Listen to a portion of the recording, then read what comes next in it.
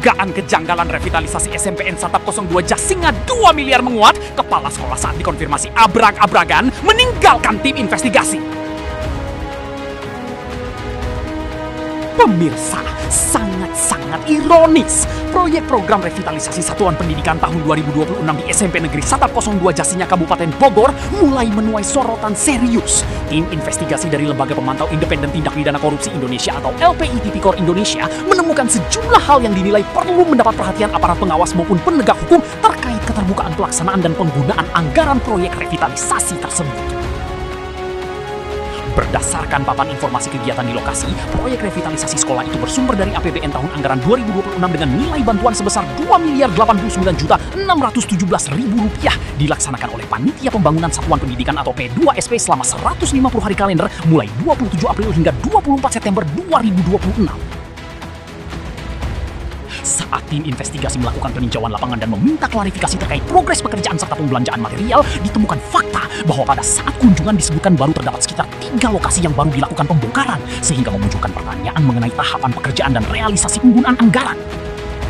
Ketika dikonfirmasi mengenai pembelanjaan material dan spesifikasi pekerjaan, Suwardi selaku kepala sekolah menyampaikan bahwa pekerjaan disebut baru split saja. Namun saat ditanya lebih lanjut mengenai detail kebutuhan material, termasuk ubikasi dan spesifikasi teknis, jawaban yang diberikan dinilai belum menjelaskan secara rinci. Dalam wawancara singkat tersebut, ketika ditanya mengenai harga material per kubik, kepala sekolah menyebut angka sekitar Rp350.000 per kubik. Akan tetapi, saat tim investigasi mencoba meminta penjelasan lebih mendalam mengenai rincian kebutuhan, volume, pembelanjaan, serta mekanisme pengawasan pekerjaan, proses klarifikasi tidak berlanjut karena yang bersangkutan abrak-abrakan meninggalkan lokasi dengan alasan ada acara lain. Sikap tersebut kemudian memunculkan tanda tanya di kalangan tim investigasi, terutama terkait aspek transparansi pengelolaan proyek yang menggunakan uang negara. Tim investigasi menilai setiap proyek yang dibiayai APBN wajib terbuka terhadap pengawasan publik dan mampu memberikan penjelasan administratif maupun teknis secara akuntabel. Ketua Tim Investigasi DPP LPI Tipikor Indonesia menegaskan bahwa pihaknya belum menyimpulkan adanya pelanggaran hukum, namun menilai terdapat indikasi yang patut ditelusuri lebih lanjut apabila ditemukan ketidaksesuaian antara progres fisik, pembelanjaan, dan pertanggungjawaban anggaran.